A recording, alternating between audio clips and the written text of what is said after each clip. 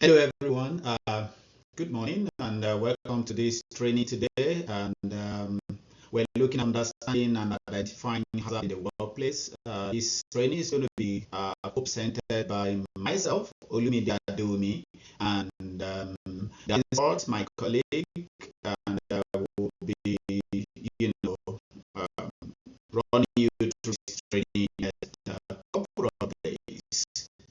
Right, so the agenda is as shown on the screen, and we're going to have a good time together. We're going to have a couple of group discussions, and then we'll have exercises. We'll do our pre-test and post-test analysis, and I would like to encourage you to participate actively in this training.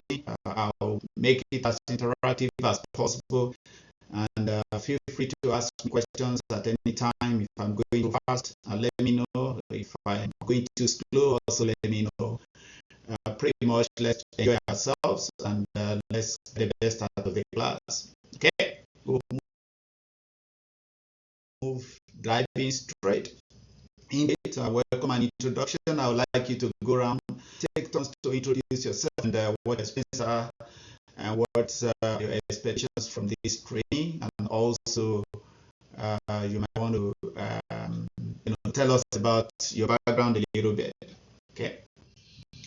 Right. So the objective is to understand that and its presence in the workplace, and we want to be able to put mitigations and controls in place to prevent hazard from resulting in an injury. And we also want to equip you with the skills that you need to identify hazard in the workplace and be able to provide support to the workers that are at the front line. Okay. So at this session, we would probably like to take a pre-test so that we can gauge our level of knowledge about hazard and how to identify hazard in the workplace. And hopefully at the end of the training, I'll be able to do a post-test to be able to properly evaluate the effectiveness of this training. Okay, so let's start with what is hazard. So hazard is a condition or an action that has a potential for an unplanned release or an unwanted contact with, either human beings that has a potential to cause an injury that could lead to property damage, or that could lead to, environmental impact. Okay. We want to run our operations in such a way that we prevent injury to personnel. We also prevent fire and explosion, loss of containment, and we prevent damage to property and potential, business interruptions. Okay. So if you see an hazard, and the bottom line is you own it, meaning don't walk past an hazard without you taking responsibility to address the hazards, or invite an experienced professional who will be able to help to resolve that so that nobody gets injured. Okay, so we'll take a tea break and then we'll be back very shortly.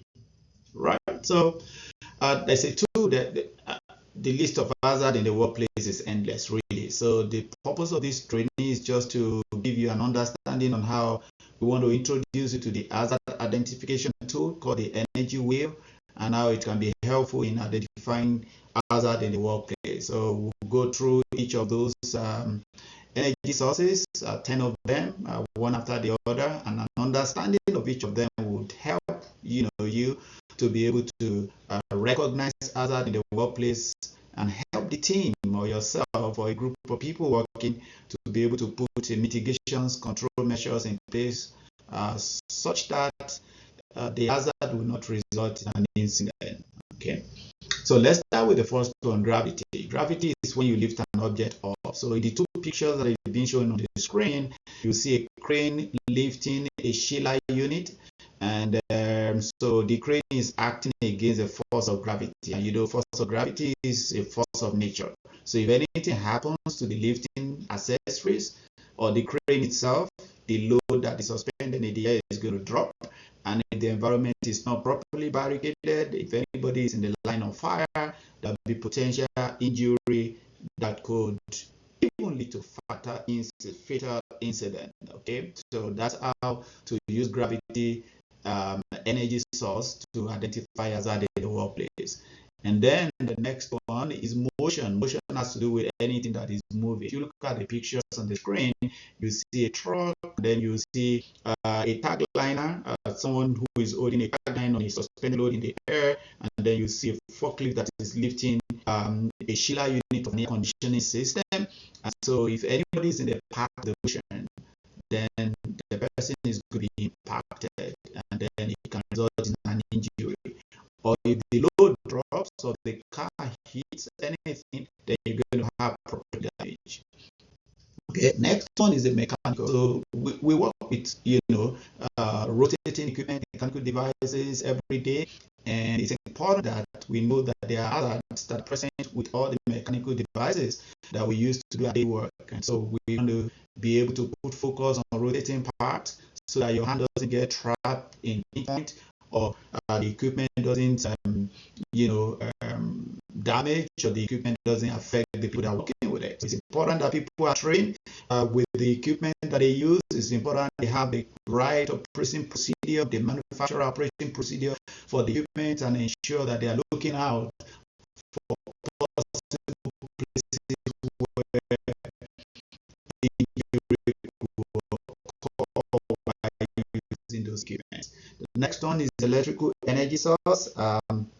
Here we deal with electricity. Electricity provides a whole lot of help for us in our day-to-day life.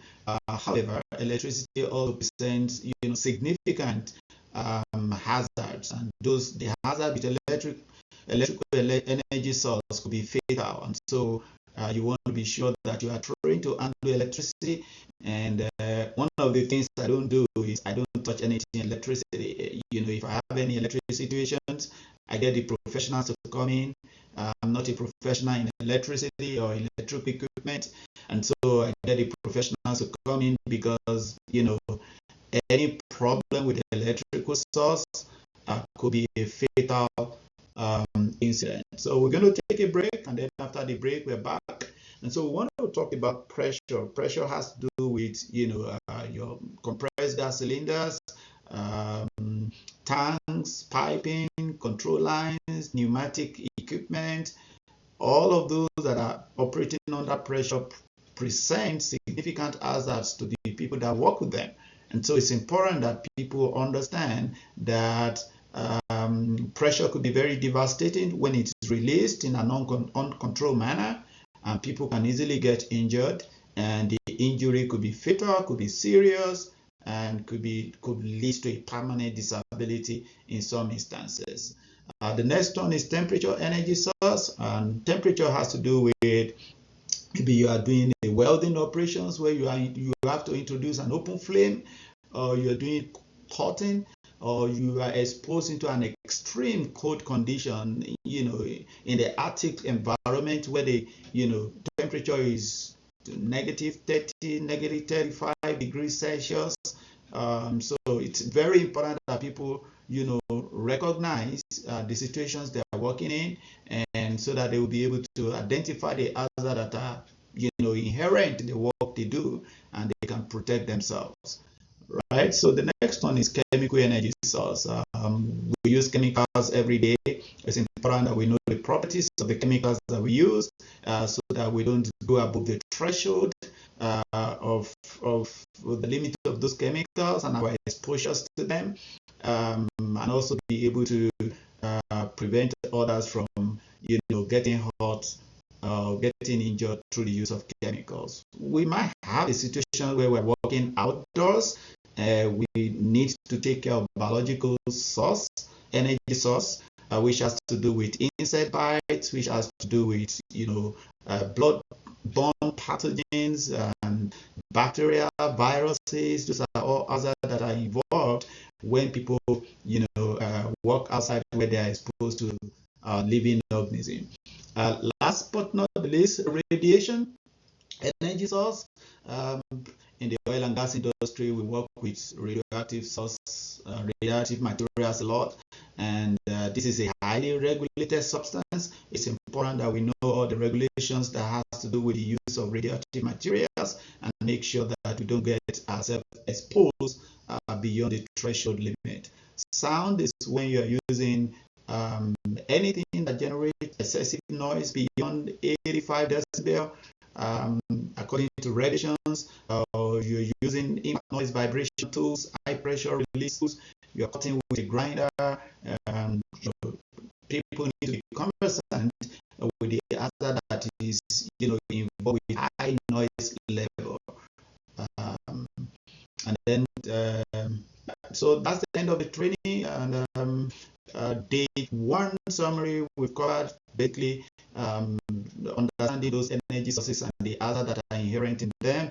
Day two of this training is going to be handled by my colleague Gavin Scott, and Gavin is going to take over from here. Well, if you have any questions, feel free to ask me, and I will be more than willing to take those questions. Thank you, everyone, and enjoy the rest of your day, and we'll see you tomorrow.